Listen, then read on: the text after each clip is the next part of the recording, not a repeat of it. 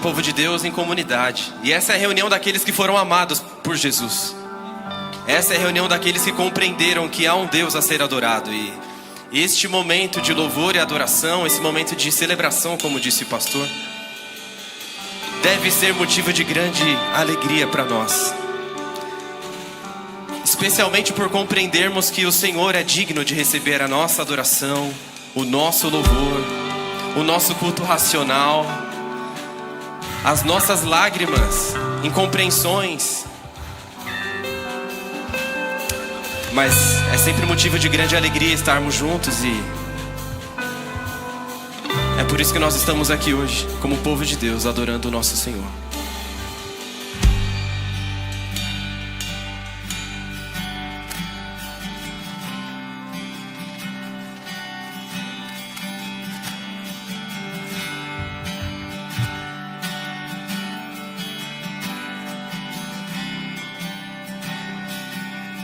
Cante assim. É teu povo aqui presente, todos numa só voz, declarando que só tu és grande. Exaltamos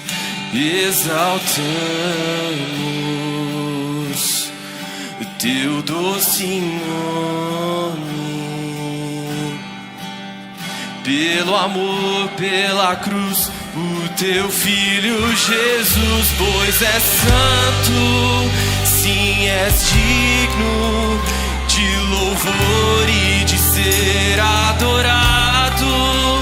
És bondoso, Pai querido, dentre todas as coisas tu és verdadeiro, Senhor. Só tu és o Senhor das nossas vidas, Deus. Só tu és digno de louvor, adoração, honra e glória pertencem a ti, Jesus. Por isso, demonstramos o nosso amor em adoração. É teu povo. É teu povo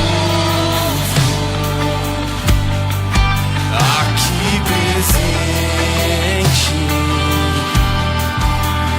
todos numa só voz, declarando que só tu és grande. Exaltamos o teu doce nome. Pelo amor, pela cruz, o teu filho Jesus, pois és santo, sim, és digno de louvor e de ser o único digno. Pai querido, dentre todas as coisas tu és verdadeiro, Senhor.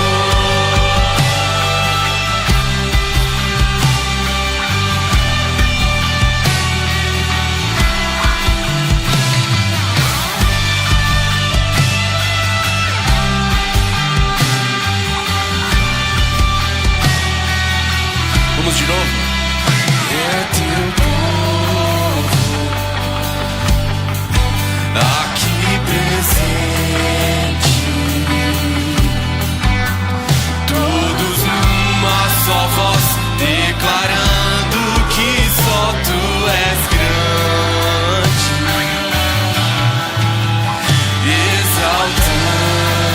Exaltamos teu doce nome.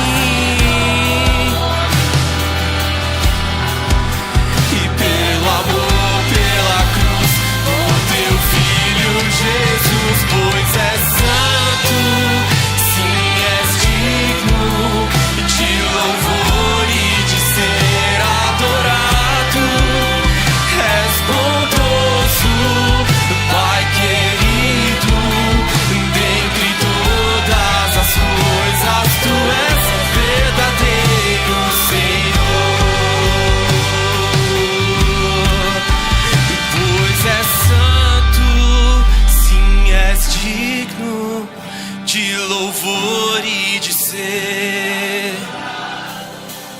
És bondoso, Pai querido, dentre todas as coisas, Tu és verdadeiro, Senhor.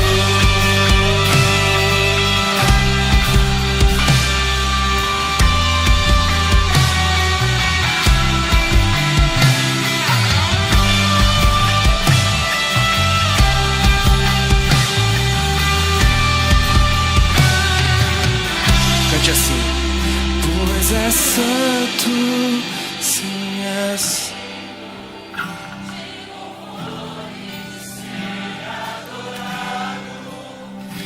És bondoso.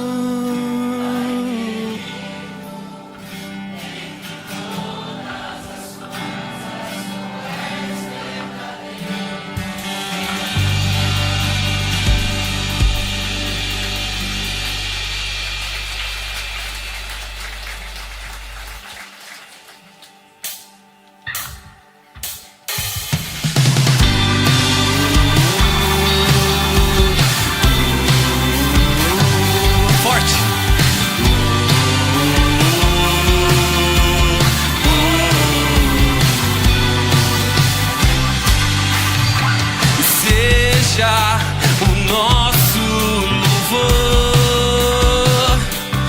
cada dia que vivemos sob a Tua direção, seja o nosso viver, ouvir a Tua voz e Te obedecer,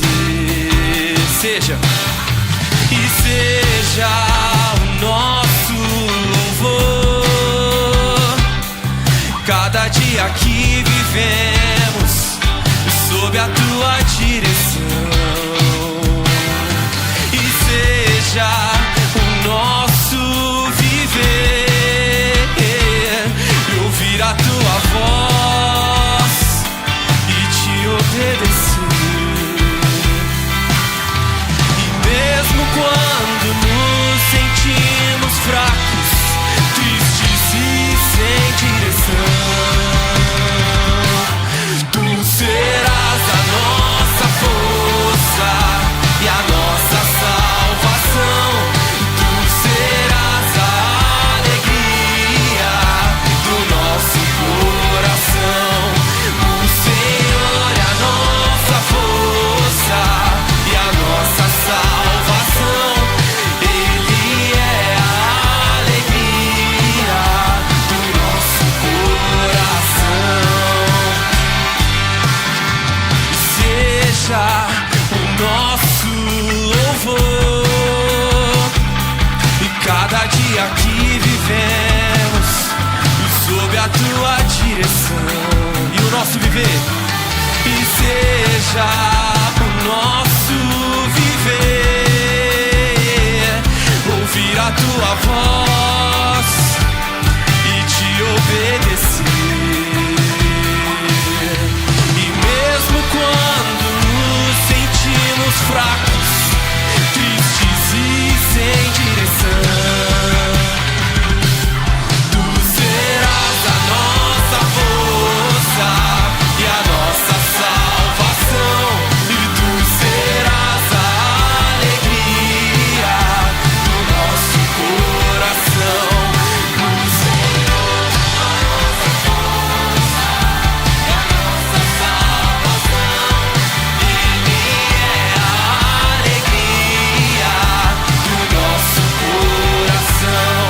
Tu serás a nossa força e a nossa salvação, e Tu serás a alegria do nosso coração.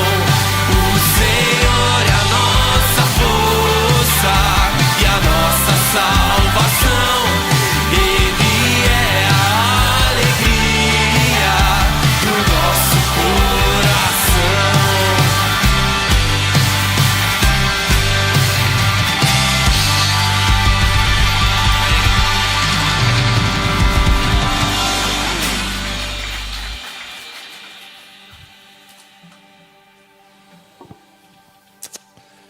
Bom dia. Graça e paz do Senhor Jesus Cristo. Cantamos sobre alegria, João começou o culto falando sobre alegria também. Eu gostaria de ler um texto que está em 2 Coríntios, capítulo 9, versículo 7. 2 Coríntios 9, 7. Diz assim a Escritura Sagrada: cada um dê conforme determinou em seu coração, não com pesar ou por obrigação, pois Deus ama quem dá com alegria. Alegria. Nós temos muitos motivos para nos alegrar. E temos muitos motivos para contribuir financeiramente, para ofertar financeiramente ao Senhor, alegres. O motivo, por exemplo, de nós estarmos aqui hoje, de manhã.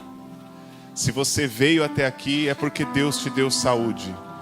Deus te deu recursos para colocar combustível no seu carro, talvez, ou para colocar crédito no seu bilhete único e chegar até aqui. Alegrar-nos tem a ver também com o fato de nós entendermos que tudo aquilo que nós temos é o Senhor que nos deu. E quando nós ofertamos a Ele, não é simplesmente fazer uma transferência bancária ou fazer um Pix, mas é uma expressão de adoração, assim como nós estamos fazendo agora em comunidade aqui, levantando as nossas vozes, levantando as nossas mãos. Mas há mais motivos para se alegrar. Quando nós ofertamos ao Senhor financeiramente, nós estamos participando da missão de Deus nessa terra. Essa igreja, por exemplo, talvez nem todos saibam, mas diante de tudo o que entra financeiramente para essa igreja, nós destinamos 15% para missões. Então, quando você oferta, você está contribuindo para que o acampamento da Casa Semear, que trabalha com adolescentes e crianças em situação de vulnerabilidade social, possa estar acontecendo nesse momento. Eles estão em acampamento com as crianças, com os adolescentes, na verdade. Quando você contribui, você está participando da missão de Deus lá em Alagamar, no Sergipe, através da vida do Josenilson e sua família, pregando o Evangelho em meio a comunidades quilombolas. Você está ajudando a traduzir a Bíblia para um outro idioma, lá na Indonésia. Você está ajudando o trabalho com crianças e adolescentes em situação de vulnerabilidade social na zona leste de São Paulo, entre tantas outras coisas. E se a gente enxerga que participar da missão de Deus nessa terra é um privilégio, isso vai trazer alegria no nosso coração. E se a gente entender que quando nós estamos contribuindo financeiramente, nós estamos contribuindo para que essas coisas aconteçam, nós também vamos nos alegrar. Foi através da contribuição de muitas pessoas e através da sua contribuição que nós chegamos aqui hoje, depois de mais de 43 anos. E essa igreja com as suas portas abertas, nós podemos celebrar ao Senhor juntos. Então, nesse momento, você vai ter a oportunidade de, através dos QR Codes nos bancos ou dos números de conta, do QR Code Pix que está ali na tela, ou através do gasofilácio aqui na frente, fisicamente você pode depositar a sua oferta. Mas não venha por constrangimento, não venha com tristeza. Se você for fazer isso, que você faça com alegria. Pai, em nome de Jesus, nós queremos agradecer e engrandecer ao Senhor, entendendo que contribuir financeiramente não é simplesmente entregar dinheiro, é participar do reino do Senhor, é participar daquilo que o Senhor está fazendo aqui, mas também é expressão de adoração, é expressão de gratidão e de reconhecimento de que o Senhor é tudo em nós e de que o Senhor tem nos dado tudo, e por isso nós podemos repartir, por isso nós podemos contribuir. Seja exaltado através das canções, como o Senhor já tem sido, assim como através das nossas contribuições, do nosso ouvir atento da sua palavra, daquilo que o Senhor deseja fazer nessa manhã em nossos corações, em nome de Jesus, amém e amém.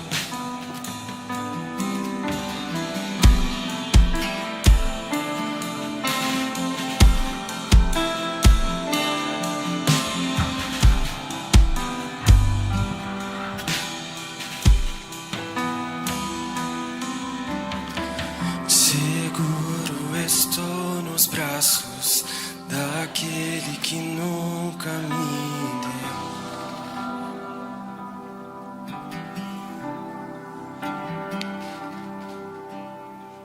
Seu amor perfeito sempre esteve repousado em mim.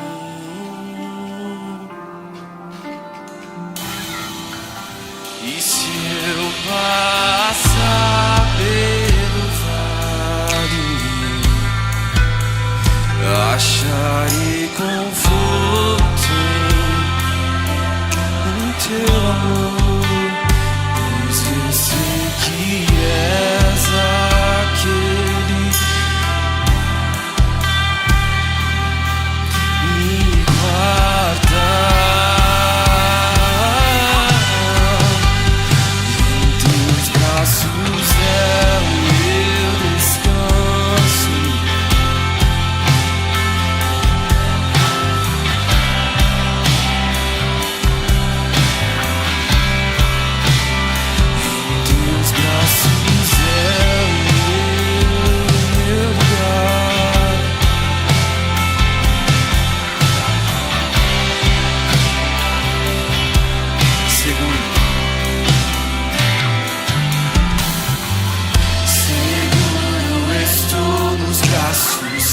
Daquele que nunca me deixou, Senhor.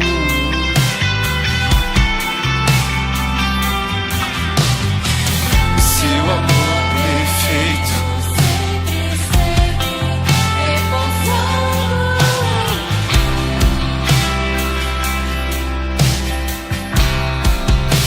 e se eu passar pelo vale,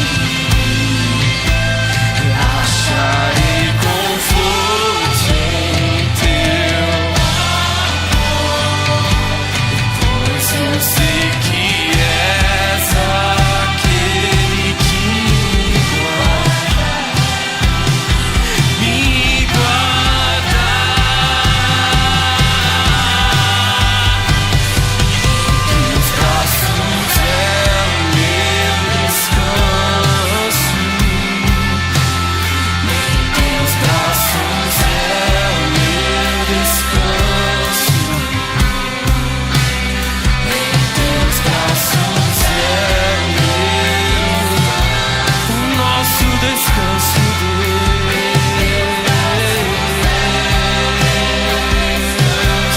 Em teus braços é o meu descanso. E em teus braços é o meu descanso. Em teus braços é o meu descanso. Em teus braços é o meu.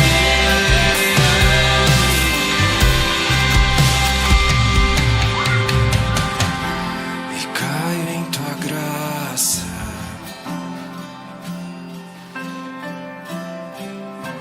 E caio de novo.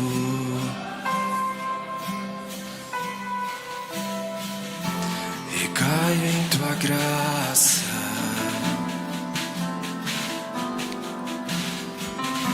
E caio de novo em tuas mãos. Eu caio. E caio em tua graça.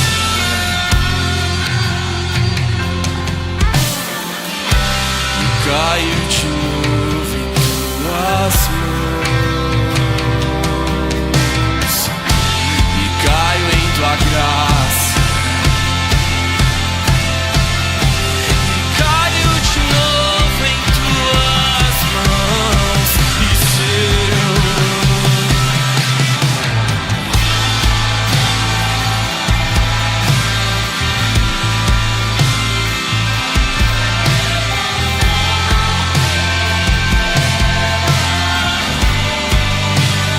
pois eu sei que és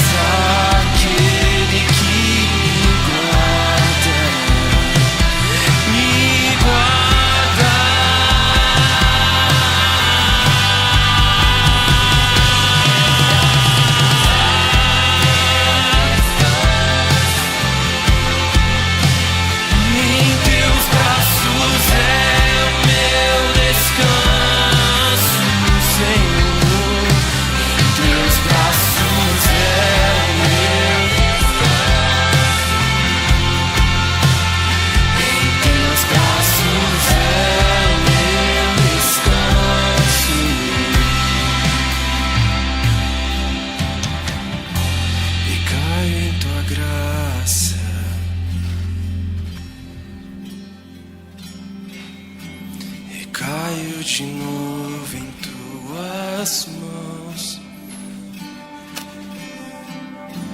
Recaio em tua graça.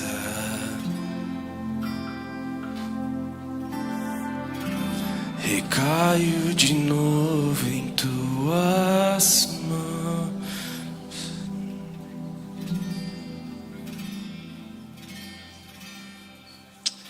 Que assim seja, Senhor.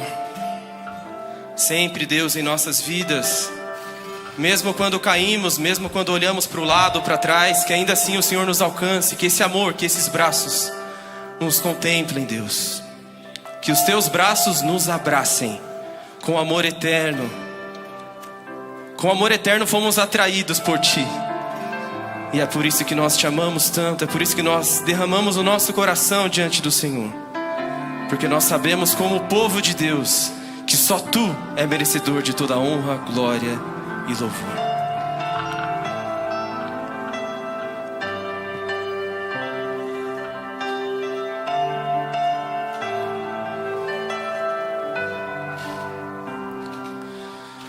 Se o sol se pôr e a noite chegar, Tu és quem me guia. E se a tempestade me alcançar, Tu és meu abrigo. Se o mar me submergir, a Tua mão me traz à tona pra respirar e me faz andar sobre as águas.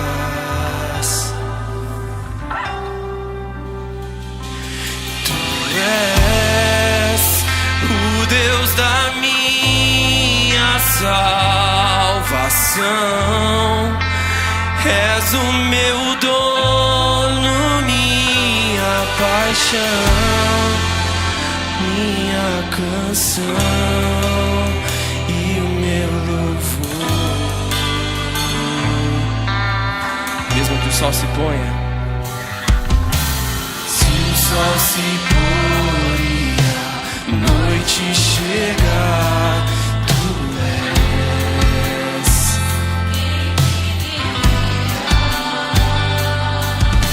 Se a tempestade me alcançar, Tu és meu abrigo. E se o mar me submergir, a Tua mão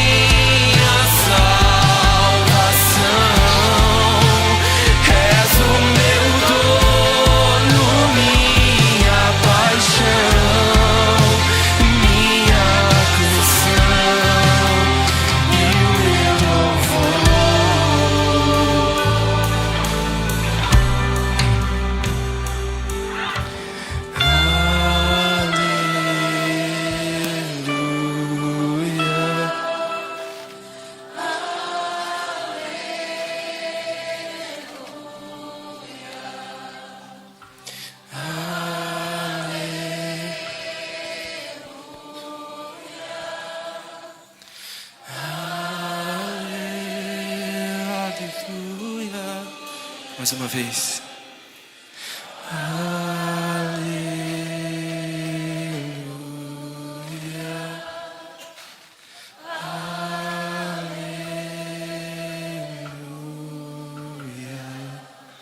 Obrigado, Jesus. Te amamos, Deus. Tu és o Deus da nossa vida, da nossa salvação. Por isso nos derramamos diante do Senhor.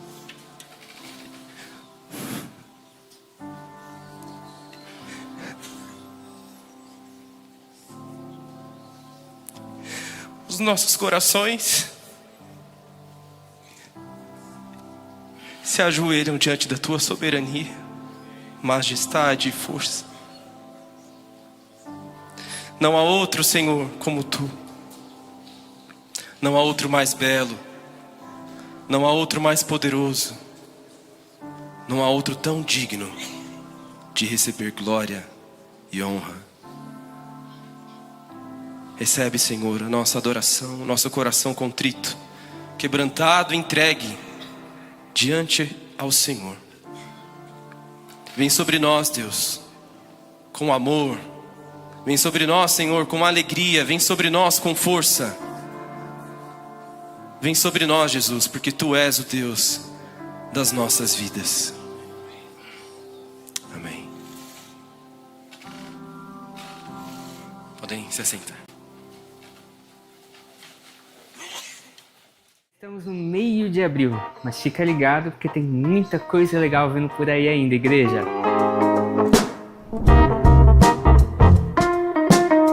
Nosso Day Camp já é no próximo domingo, dia 26, e temos algumas informações para passar para vocês.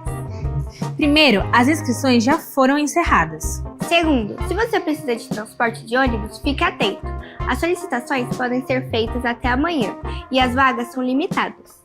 Outro ponto importante é não esquecer de trazer os alimentos da inscrição até quarta-feira, dia 22 de abril, aqui na igreja. Qualquer dúvida, procure a organização. Lembrando, no dia do Day Camp não haverá culto nas dependências da igreja. Nos vemos no Day Camp! No dia 25 de abril, teremos a Feira das Mulheres Empreendedoras da PIBIS. O evento acontece aqui mesmo na igreja, das 10 às 5 horas. Será um dia especial para conhecer, apoiar e valorizar o trabalho de mulheres empreendedoras da nossa comunidade. Convide alguém e venha participar. A PIBIS está convocada para uma assembleia que será realizada no dia 30 de abril, às 8 horas da noite. O propósito dessa reunião será o desligamento de membros. Até o momento, contamos com 29 nomes já confirmados.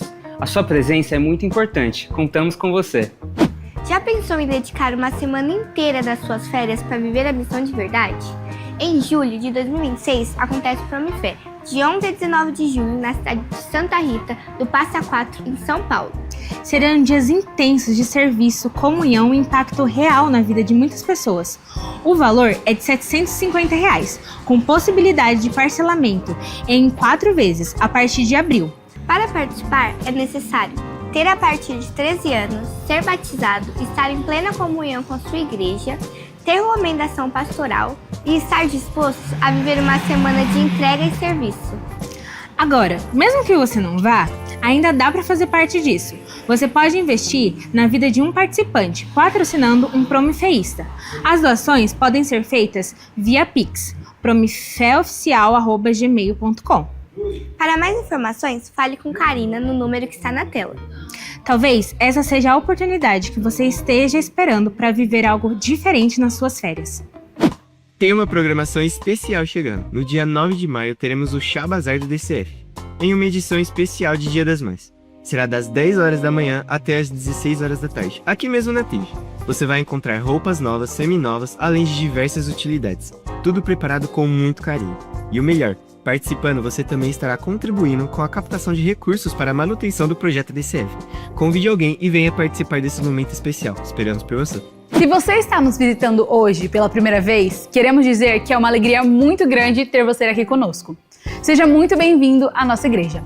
Nós gostaríamos muito de te conhecer e também ajudar você a conhecer um pouco mais da nossa comunidade. Ao final da programação, procure um de nossos voluntários lá na recepção. Eles terão alegria em conversar com você, tirar dúvidas e apresentar melhor a nossa vida na nossa igreja. Esperamos que você se sinta em casa e que Deus abençoe muito a sua vida. Esses foram os avisos da semana. Que Deus abençoe você e sua família.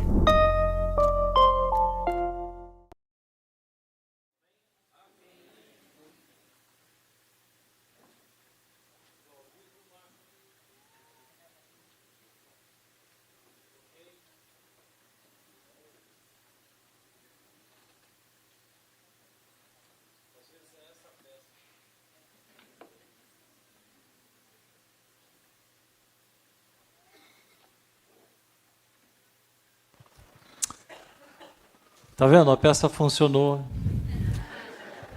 Fluiu. Bem, eu acho que os mais atentos, aqueles que estão acompanhando nossos cultos, sabem que há uma conexão entre as canções e a mensagem, né? De forma geral, nós procuramos conectar as canções. O texto para hoje é Mateus capítulo 14, 22 a 34. Aqui vai aparecer só a referência. Eu peço que você abra, por favor, a sua Bíblia, seja qual o formato que você tiver aí. Mateus capítulo 14, versos 22 a 34.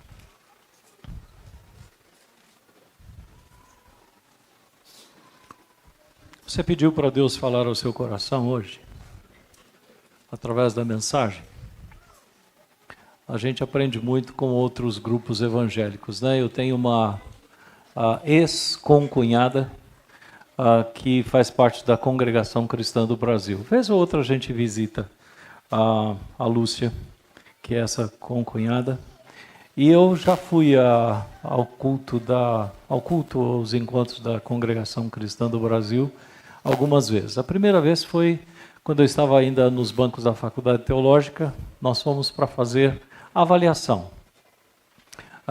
Depois eu voltei 2 ou 3 vezes em situações bem específicas, uma delas acompanhando essa concunhada. E há uma coisa que aqueles que congregam lá fazem, e que eu fiquei pensando assim, como seria bom se os cristãos batistas fizessem também. Qual é a prática deles? Qual é a mentalidade deles? Eu vou para ouvir o que Deus tem para falar comigo.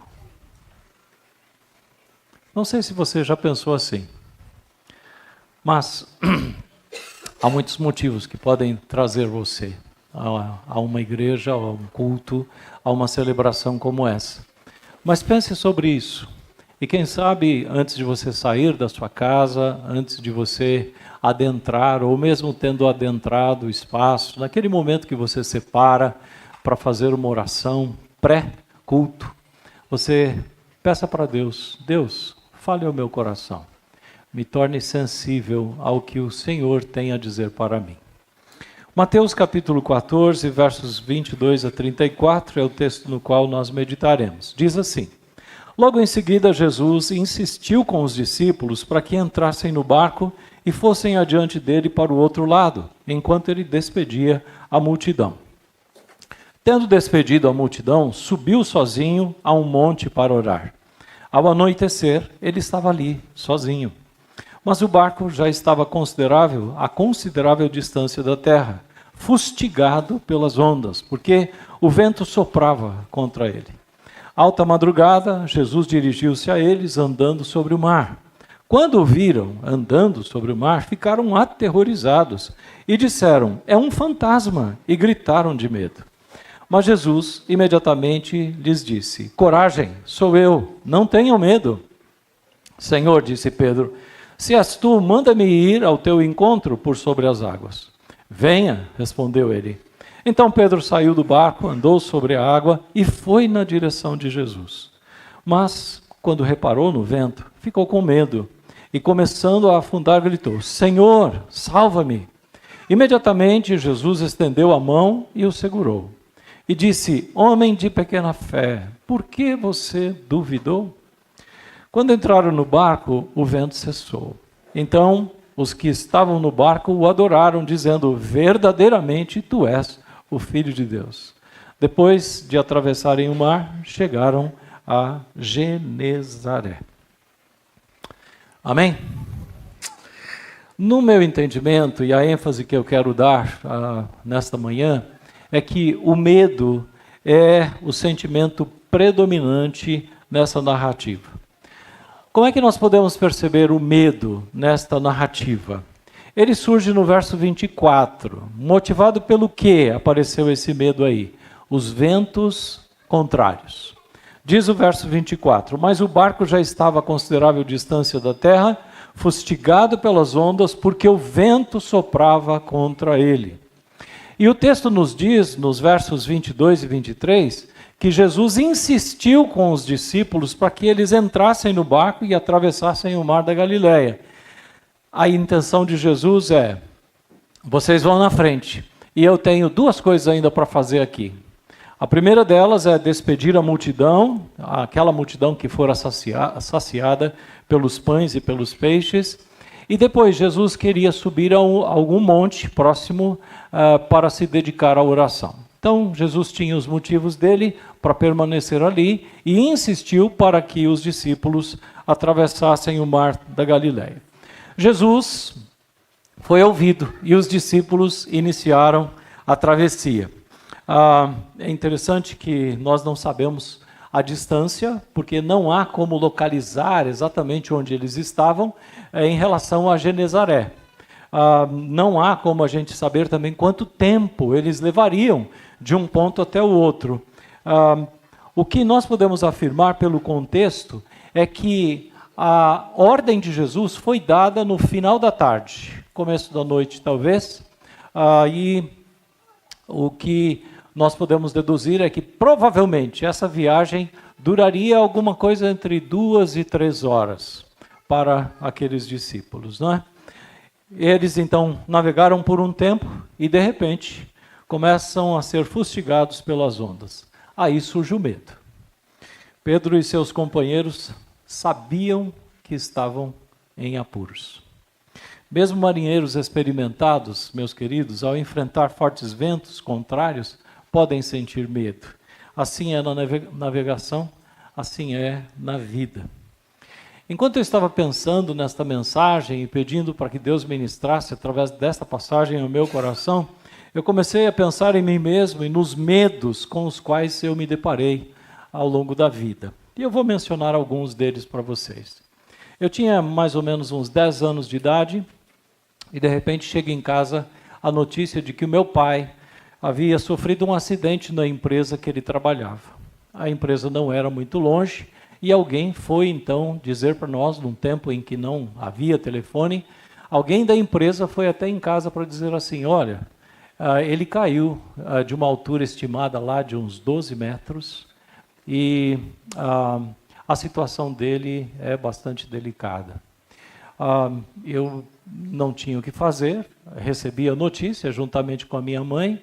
O que aconteceu comigo é que eu fui tomado de desespero, porque a situação da família já não era fácil com o pai. Como é que ficaria a situação da família sem o pai?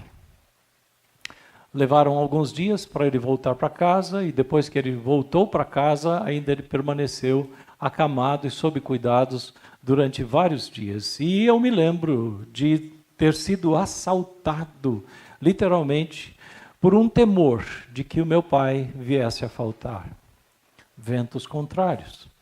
Me lembro de uma outra feita de ter ficado aterrorizado com a perspectiva de perder a visão.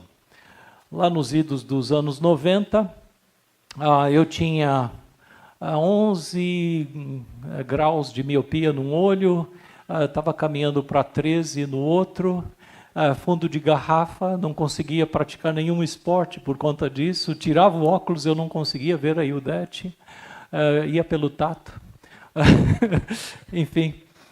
E eu decidi então fazer uma cirurgia, fiz os procedimentos todos e já naquela época, ou especialmente naquela época, fazia-se a cirurgia de um olho e depois de algum tempo fazia a cirurgia do outro olho, obviamente, né, por segurança. E faço a cirurgia do olho esquerdo. No dia seguinte aparece uma inflamação que eu não sei de onde veio, uma contaminação no olho bom, no olho direito. E eu começo a me angustiar, porque aquilo coçava muito. E eu comecei então a pensar: será que se essa enfermidade passa para o outro olho, como é que vai ser? Eu estou recém-operado. Como é que... Eu sei, meus irmãos, que eu fiquei muito angustiado e tive muito medo de perder a visão. E digno de menção também é o fato de que quando nós estávamos envolvidos na construção desse prédio aqui, várias vezes o medo me assolou de uma maneira que eu não consigo transmitir para os irmãos. Não sei quantos de vocês sabem, mas nós começamos essa construção em 2017. Esta parede que está aqui ao fundo e esta parede que está aqui à minha esquerda tem aproximadamente 4,5 metros para 5 metros, como um muro de arrimo, porque do lado de lá tem um barranco. Agora vocês imaginem as máquinas entrando, retirando toda esta terra aqui, e aquele barro se formando durante uma tempestade. E eu pensando nos vizinhos daqui, pensando nos vizinhos de lá, e pensando no prédio do fundo e nas pessoas que moravam no prédio do fundo, algumas noites eu não dormi, literalmente, com medo do que podia acontecer nessa situação. Ventos contrários. Os ventos contrários não pedem licença para começar. Eles simplesmente chegam. E quando eles chegam, muitas vezes, trazem consigo um poder avassalador. Algumas vezes eu tenho atendido pessoas em meio a divórcio, sem que desejassem, lidando com as incertezas, lidando com sentimentos de culpa, ventos contrários. Outras no meio de crises financeiras, provocadas por perda de emprego, mudança na política econômica. Bem pouco tempo atrás, visitando uma família, eu soube de uma condição deles que eu falei, uau, isso pode acontecer. Por quê? Eles tinham uma casa, venderam aquela casa para fazer um investimento, para depois descobrir que era uma pirâmide financeira e perderam 650 mil, a única casa que eles tinham. Você pode dizer, ok, eles foram tomados no contrapé da ganância. É verdade, mas imagine o vento contrário, porque a expectativa era de gerar recursos que pudessem mantê-los durante a aposentadoria. Então, muitas vezes, o vento chega por causa da perda de um ente querido, repentinamente, ou depois de um longo tempo de luta contra a enfermidade. O que nós podemos dizer é que ventos contrários surgem sem prévio aviso e têm um potencial enorme de provocar medo. Aliás, se você vai ler direitinho esses versículos, os discípulos entraram no barco por insistência de Jesus. A gente, por maldade teológica, pode dizer assim, Jesus não é onisciente? Ele não sabia que haveria aquela tempestade? Por que ele insiste com os discípulos? E aí a gente pode dizer assim, muitas vezes você vai entrar na tempestade exatamente porque Jesus quer que você passe por essa experiência. Não é uma coisa boa para a gente pensar, mas é uma coisa boa para a gente tentar entender. Por que muitas vezes Deus permite que passemos pela tempestade? Então, nesse texto, este é um motivo para o medo se estabelecer, o vento contrário. Não sei quantos de vocês estão passando exatamente nesse momento por esta situação. Mas há também aqui uma outra razão para eles sentirem medo. Versos 25 e 26 fala do sobrenatural, do inexplicável, aquilo que de repente você diz assim, eu não consigo entender isso, né? Diz, alta madrugada, Jesus dirigiu-se a eles andando sobre o mar. Quando o viram andando sobre o mar, ficaram aterrorizados e disseram, é um fantasma, e gritaram de medo. Convenhamos, para aqueles homens, lutar contra o mar bravio por 6, 8, 10 horas, ainda estava dentro das experiências que eles tinham. Não é verdade? Eram marinheiros experimentados, então provavelmente eles já tinham tido situações semelhantes a esta em outros momentos, e eles conseguiriam talvez lidar com aquilo como estavam conseguindo até aquele presente momento. Agora, o que acontece nesse processo é que eles se deparam com algo totalmente fora da caixinha.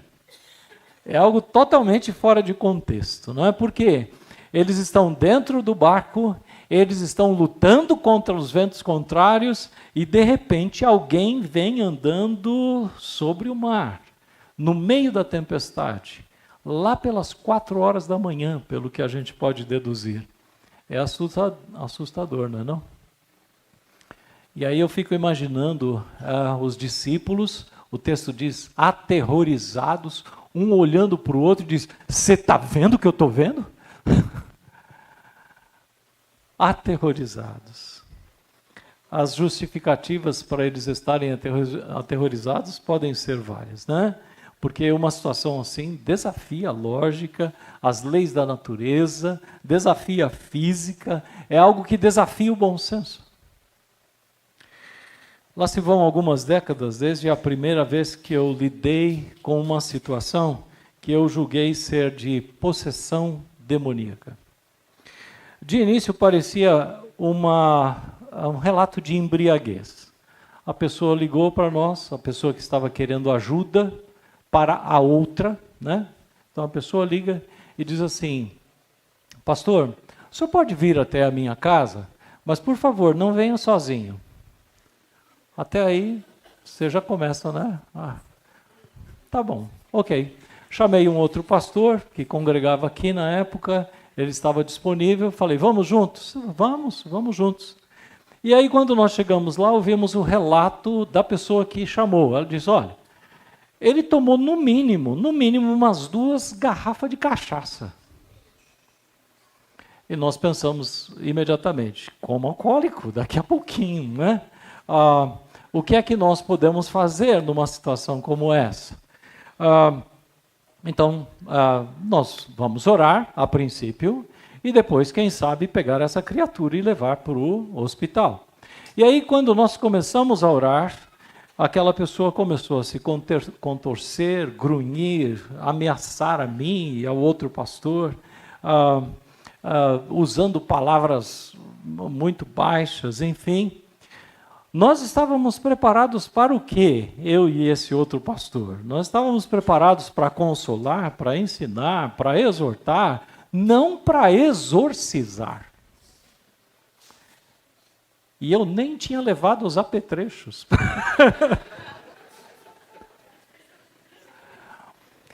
Eu confesso, irmãos, que eu fui tomado de um medo, e o medo, ele pode criar uma espécie de amnésia espiritual.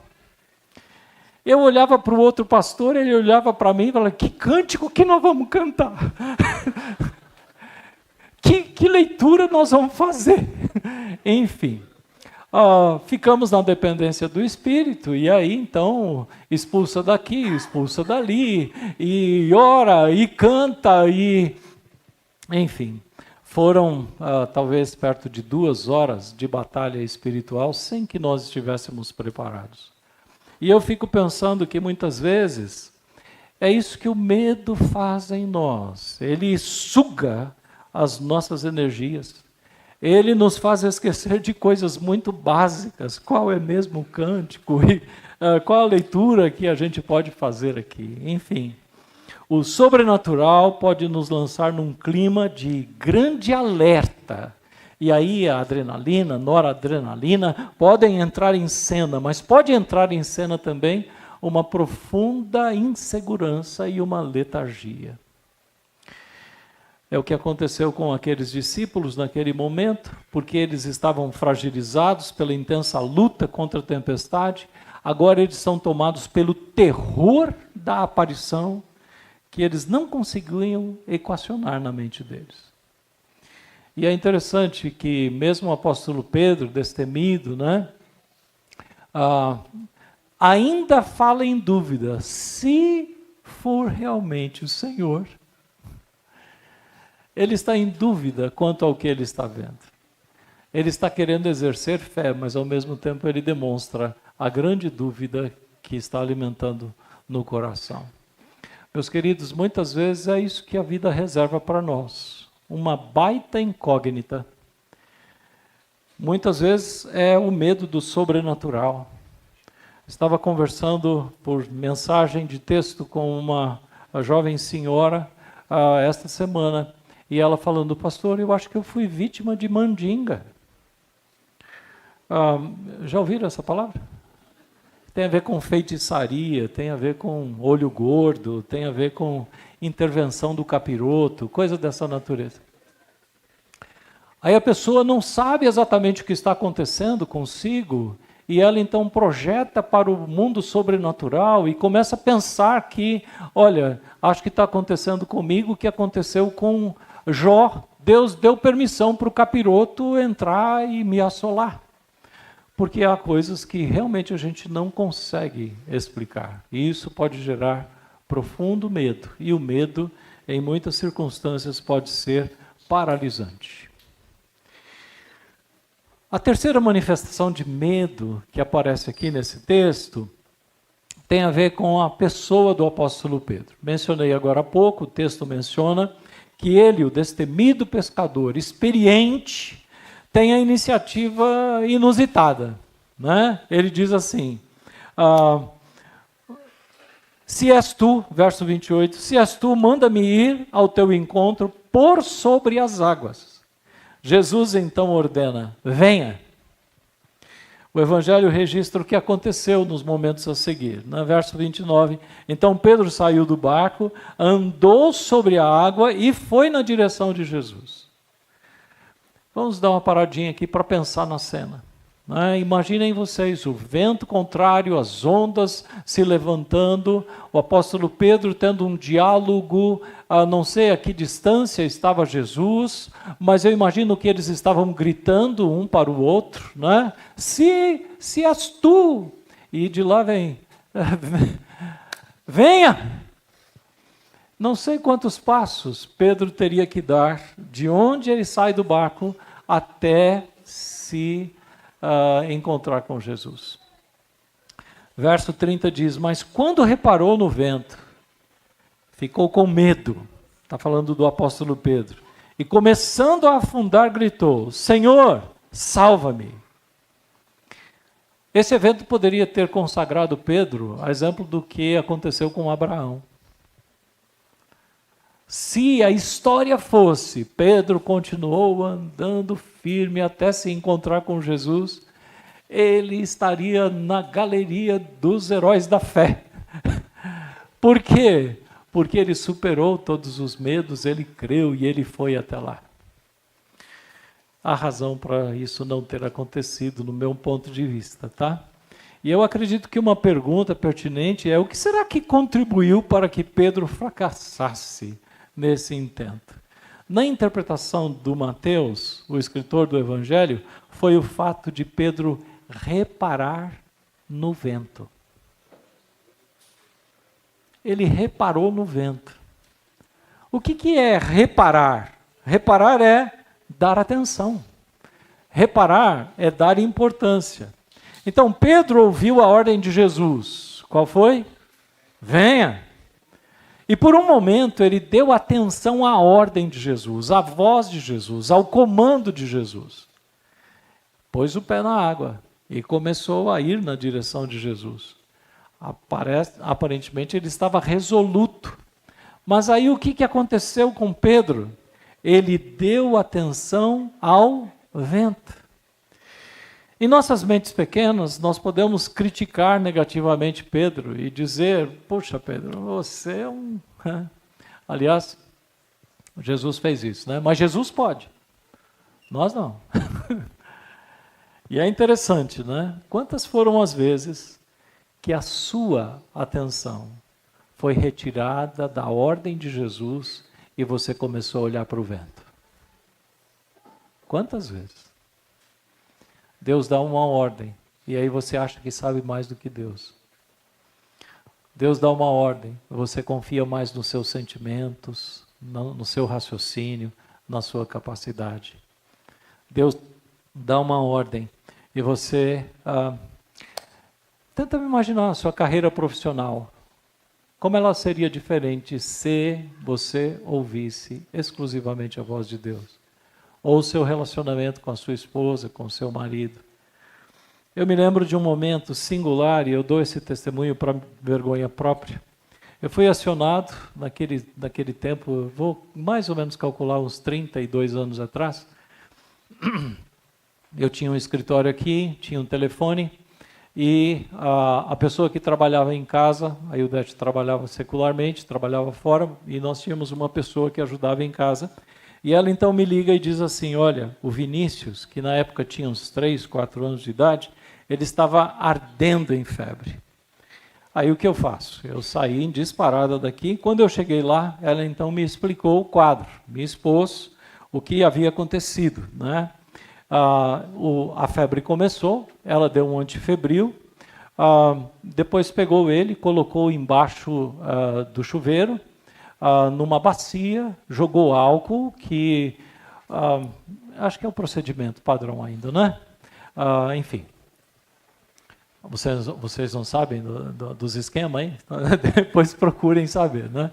Se tem criança pequena, como é que funciona esse negócio para você resolver caseiramente, digamos assim, a coisa. Então, quando ela me liga, e eu chego em casa, ela diz, olha, já fiz tudo o que eu podia, não está mais nos meus braços. Eu olho para o meu filho, ele está lá, desfalecido, com 3, 4 anos. O que está acontecendo com o meu filho? Eu não sei o que está acontecendo com ele. Então, o que eu faço? Eu tomei ele nos braços e desci para o hospital da Unisa, que fica aqui, né? Vim com ele nos braços e, sem me importar com a fila de atendimento, eu adentrei ao pronto-socorro, clamei urgência no atendimento, e aí alguém se compadeceu de mim, tomou o Vinícius nos braços, entrou, e eu fiquei naquela ansiedade ali fora, sem saber o que estava acontecendo, enquanto os médicos e enfermeiros buscavam entender o que estava de errado com aquele garoto. Eu me angustiei com a possibilidade de perder o meu filho. Posteriormente, pensando sobre este evento, eu senti vergonha de mim mesmo. E eu vou dizer por quê. Eu não havia feito uma oração sequer. Eu não havia clamado com base em nenhuma promessa de Deus. Eu simplesmente fui agindo. E aí então, quando mais tarde, algumas horas mais tarde, eles me permitiram acessar e eu percebi que o Vinícius estava melhor, então veio essa dor no coração. No que eu estava confiando? Nas minhas ações, eu estava confiando nos médicos, eu estava confiando nos medicamentos. E onde é que eu coloquei Deus nessa situação? Vergonha minha. O apóstolo Pedro olhou para o vento, reparou no vento. Eu não sei quantas vezes você vai passar por situações semelhantes a essa. Mas eu acho que a lição que você pode aprender é: não faça como o Pedro e nem como o Vandeir. Clame ao Senhor, confie no Senhor. Aliás, nós devemos confiar no Senhor agora mesmo, e daqui a pouco a gente ora. Eu vou abrir aqui, porque eu recebi uma mensagem agorinha. Eu vou ler a mensagem integralmente para vocês, e depois a gente toma providências. Queridos, bom dia. Passando para pedir que orem por nós, por favor. Já tem alguns dias que os meninos estavam com um quadro respiratório de secreção, tosse e tal, mas estávamos administrando em casa. É a Thaís falando do Gabriel e do Mateus. Na sexta-feira, o Gabriel teve um febrão que os remédios não estavam segurando. Passou no PS. Não identificaram a causa. Os exames, raio-x, influenza, Covid, VSR, todos negativos. E estávamos desde então observando e lidando com a febre. Nessa madrugada, está falando do Gabriel, né? Ele começou a ter muita dor de barriga e a diarreia vindo com um pouco de sangue. Felipe voltou com ele ao hospital e ele vai ser internado para investigação. Orem por ele, por favor. Muito obrigado. Ventos contrários. Você não sabe de onde vem, nem por que vem. Mas nós precisamos entender que Deus está perto e pronto. E aqui eu quero então olhar um pouquinho, queridos, para as ações de Jesus. Por enquanto eu estou falando das ações humanas, mas eu acho que faz todo sentido, e talvez o melhor sentido ao olhar para essa passagem é ver as ações de Jesus. E eu quero mencionar duas ações de Jesus aqui, nas quais nós precisamos crer que isso é uma verdade para nós, tá? A primeira delas, tem um vendaval acontecendo lá no Versailles. Ok. Os pais acho que estão indo lá e a gente continua focado aqui. A primeira ação de Jesus, que eu acho extremamente importante a gente pensar, é Jesus ir até o barco dos encrencados discípulos. Eles estavam ou não estavam encrencados? Estavam, né? O fato que isso aqui comunica, meus irmãos, é muito poderoso. E eu oro para que Deus te ajude a entender isso e aplicar no seu coração. O que é que Jesus faz? Jesus foi até o barco. A expressão grega aqui, algumas versões, talvez as versões mais antigas de algumas Bíblias, fala de que eles estavam muitos estádios longe da margem. O que é um estádio? É uma medida que indica 185 metros. Eles estavam a muitos estádios. Então, o que é que nós podemos imaginar ou supor aqui?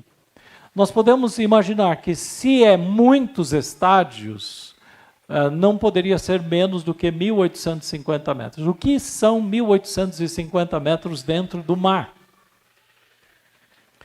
Você já caminhou 1 quilômetro? 1.000 metros? É razoável, não é? 1.850 são quase 2 quilômetros. Eles estavam a muitos estádios do ponto onde Jesus estava. Significando que, se a gente pensar em, 20 estádios, 3.700 metros. Agora, tenta imaginar, né? A mente criativa, imaginativa deve funcionar aqui. Jesus superou as adversidades daquela turbulenta tempestade para chegar ao barco onde estavam os encrencados discípulos. Aí você diz assim, mas essa foi uma situação singular, particular. Não! Esse é o projeto de Deus para a vida de Jesus. Jesus estava seguro no céu. Ele estava muito bem sentado no trono que é dele por direito. E aí o que ele faz? Ele deixa o seu trono para vir ao encontro dos encrencados pecadores que transformaram as suas próprias vidas e esse mundo num caos. É isso que Jesus faz. Ele abre mão do céu para vir ao encontro dos encrencados pecadores que somos nós. O barco aqui pode representar a nossa vida. E aí, então, quando Jesus se aproxima, ele diz: não tenha medo. Ouça, Jesus está dizendo para você, não tenha medo. Porque ele conhece a turbulência que ele atravessou para nos alcançar. E ele tem poder sobre as tempestades das nossas vidas.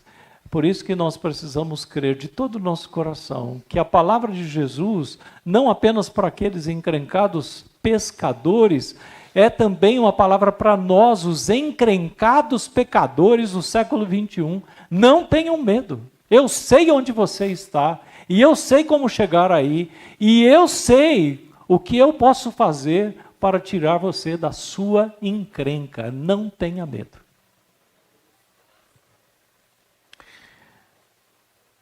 A outra ação de Jesus que eu quero destacar, agora particularmente em relação ao apóstolo Pedro, é a mão estendida.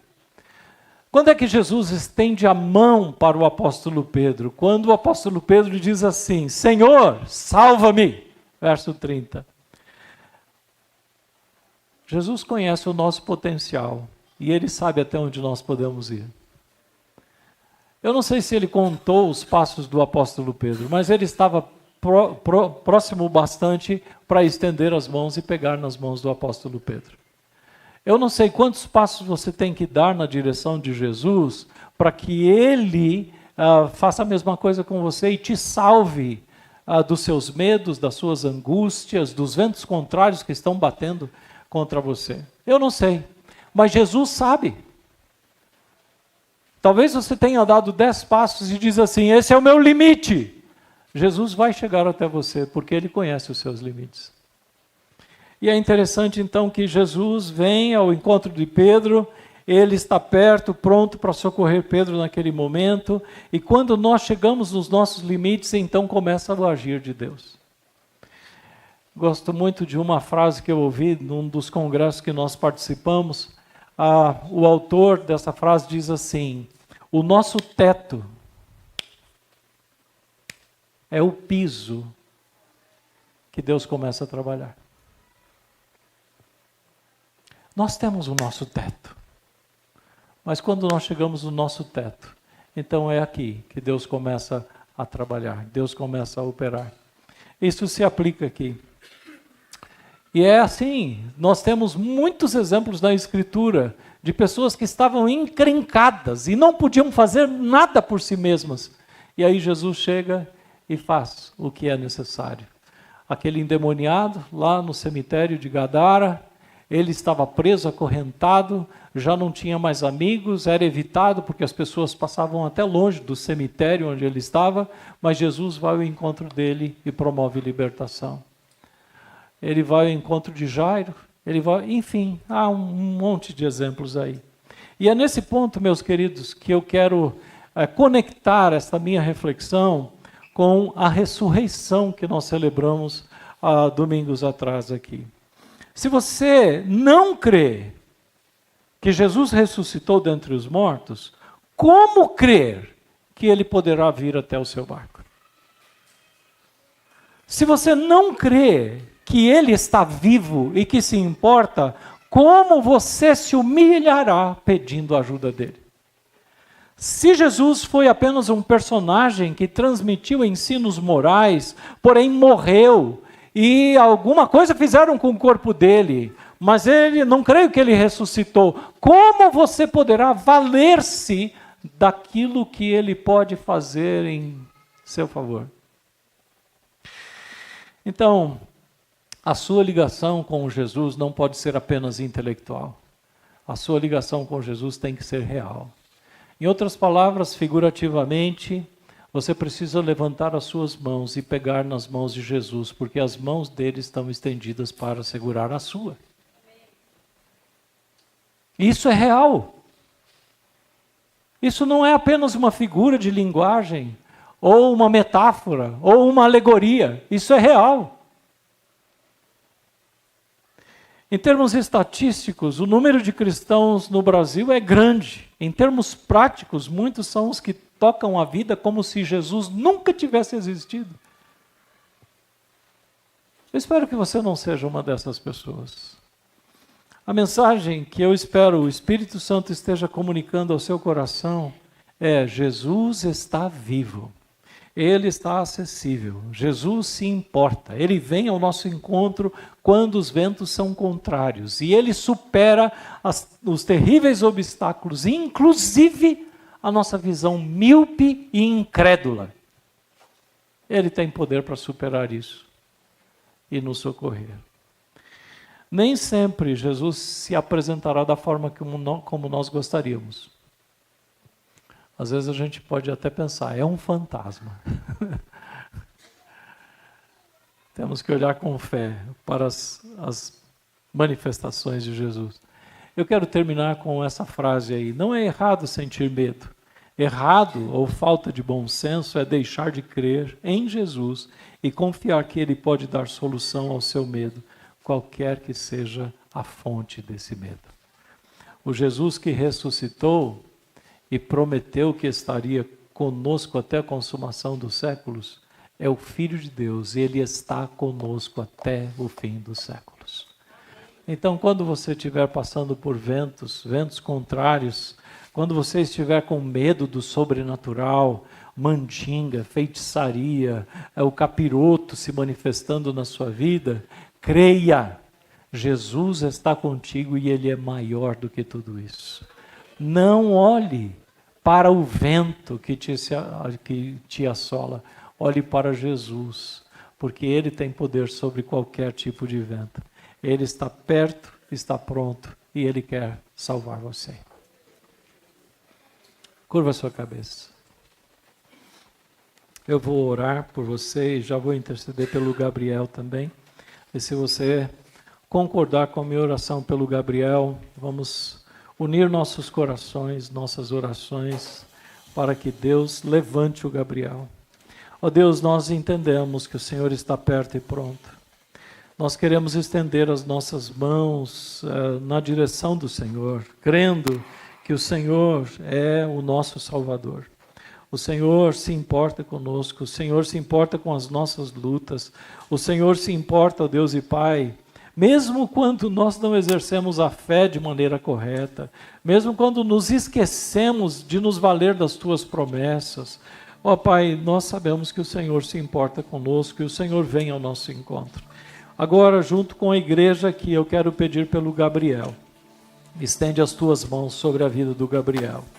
Ó Deus, o Senhor que é o Deus que cura, o Senhor é o Deus que dá saúde aonde há enfermidade, o Senhor que restaura onde as pessoas estão abatidas. Nós pedimos que o Senhor visite o Gabriel, dê sabedoria aos médicos, ó Deus, mostre eventualmente através dos instrumentos ou dos equipamentos qual é o problema que está acontecendo ali, e o Senhor entre com as Tuas provisões, ó Deus, na vida do Gabriel.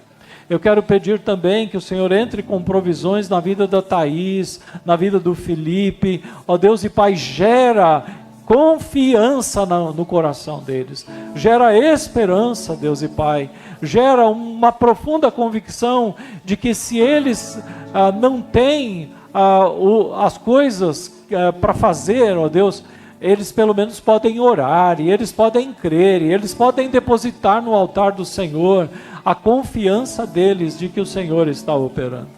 Ó Deus, gera em nosso coração cada vez mais, ó Deus, o anseio, o desejo de nós confiarmos nisto que acabamos de estudar aqui. Que no meio dos ventos, das tempestades, no meio das incertezas, no meio da desconfiança do que é o sobrenatural, nós temos o Senhor que vem ao nosso encontro. O Senhor que se importa, o Senhor que intercede por nós, que estende as Tuas mãos e nos ajuda trazendo salvação. Que seja assim, Paizinho, no glorioso e poderoso nome de Jesus. Amém, Senhor. Amém. Vamos ficar em pé e louvar ao Senhor com uma última canção.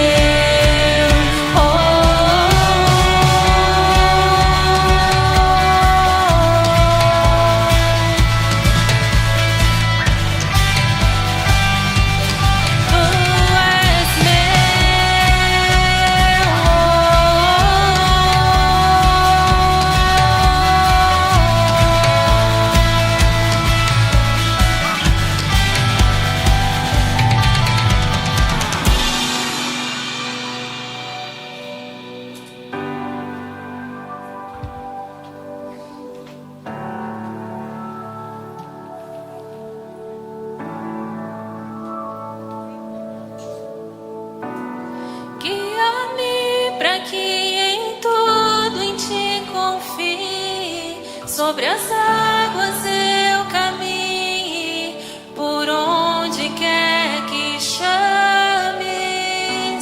leva-me mais fundo do que já estive, e minha fé será mais firme, Senhor, em tua presença.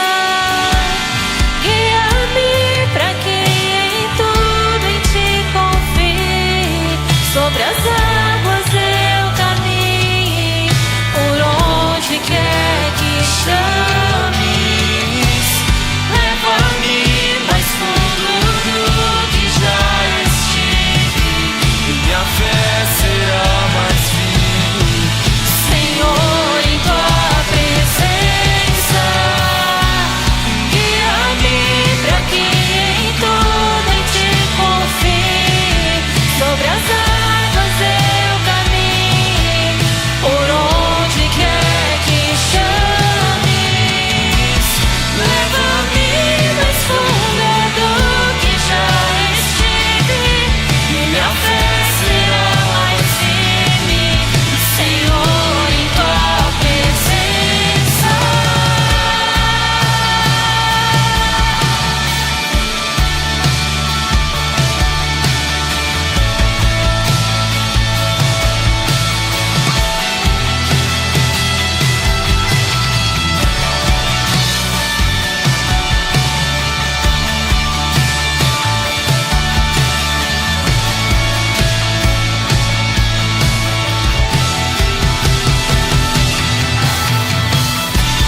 Guia-me para que em tudo em ti confie, sobre as águas eu caminhe, por onde quer que chames, leva-me mais fundo do que já estive, e minha fé será mais firme, Senhor, tua presença. Ao teu nome clamarei, e além das ondas olharei. Se o mar crescer, somente em ti descansarei.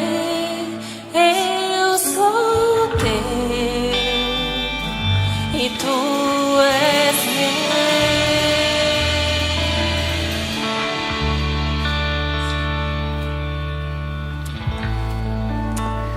Eu vou descer aqui porque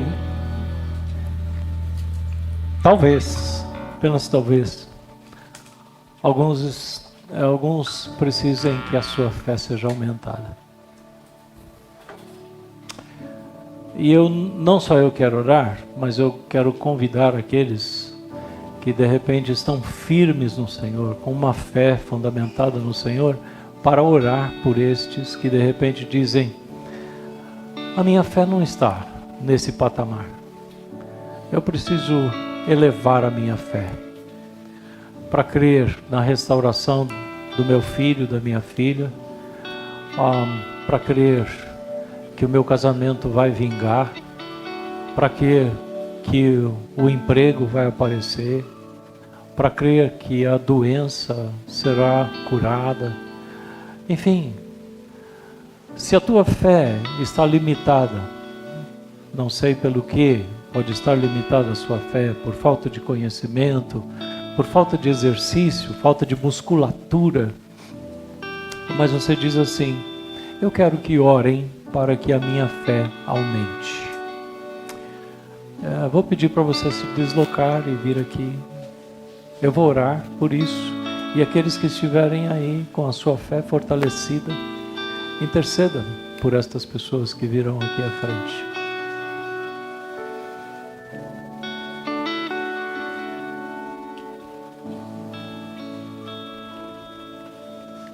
A oração será essa: fortalece, ó Deus, a fé. Que a fé se aprofunde. Que a fé alcance patamares maiores, superiores. Quem sabe alguém entre nós não tem fé nem para crer que Jesus se importa. Então, quem sabe esse seja o seu motivo. Dizer assim: Jesus, eu quero crer que o Senhor existe e que o Senhor se importa.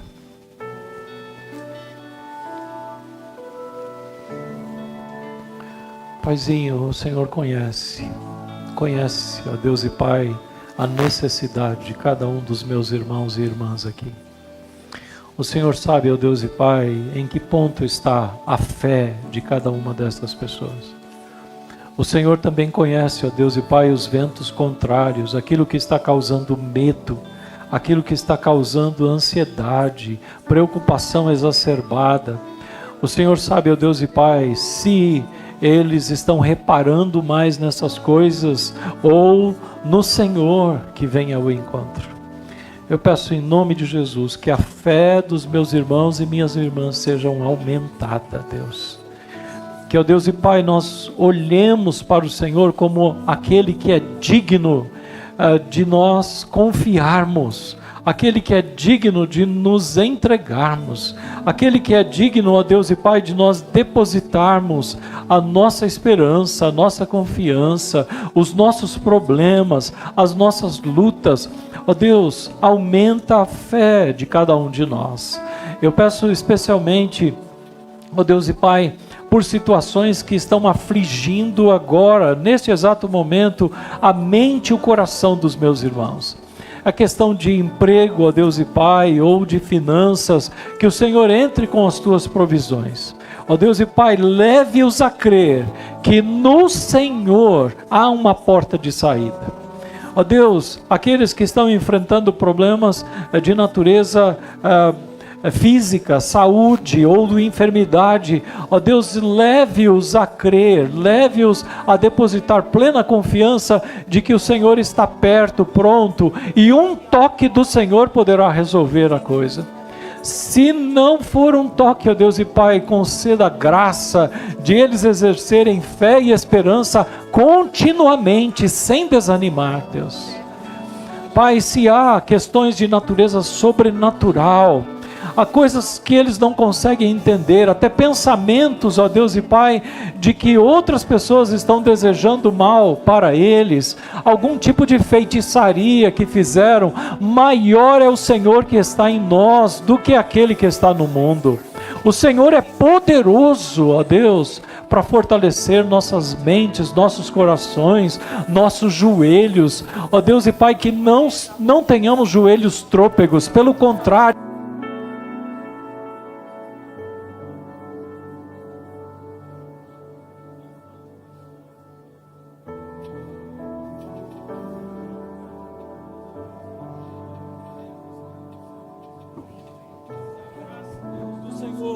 possa ser abundante sobre esses meus irmãos, sobre estas minhas irmãs. A tua comunidade aqui, ó Deus e Pai, quer crescer em fé. Nós queremos crescer em fé, Senhor. Dá-nos oportunidade e dá-nos também respostas, ó Pai Celeste. Respostas que sejam claras para nós. Que nós consigamos entender claramente que o Senhor está perto, que o Senhor está pronto, que o Senhor está operando, que o Senhor está com as tuas mãos estendidas para nós. E que nós depositemos fé, estendendo as nossas mãos na tua direção. Que seja assim, Deus, sejamos fortalecidos em ti, e que tudo resulte em glória e em honra para o teu santo nome, através de Jesus. Amém, amém, amém.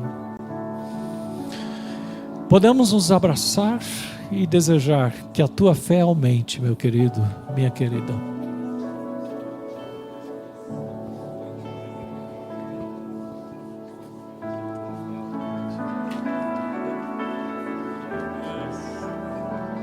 Realmente, meu querido.